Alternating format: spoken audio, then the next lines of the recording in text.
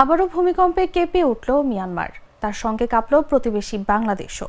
রবিবার বাংলাদেশ সময় দুপুর 2টা 34 মিয়ানমারের পশ্চিমাঞ্চলে এই ভূকম্পন অনুভূত হয়। ভারতের জাতীয় ভূকম্পন কেন্দ্রের তথ্য মতে ভূমিকম্পটির মাত্রা ছিল রিক্টার স্কেলে 5.5। এর উৎপত্তি স্থল ছিল মিজোরামের এনগোপা শহর থেকে 175 কিলোমিটার দক্ষিণ পূর্বে এবং কেন্দ্র ছিল ভূপৃষ্ঠ থেকে 110 কিলোমিটার গভীরে। অবশ্য মার্কিন ভূতাত্ত্বিক জরিপ সংস্থার হিসাব বলছে মিয়ানমারের মৌলাইক শহরের দক্ষিণ দক্ষিণ পশ্চিমে আঘাত হানা ভূমিকম্পটির মাত্রা ছিল 4.8।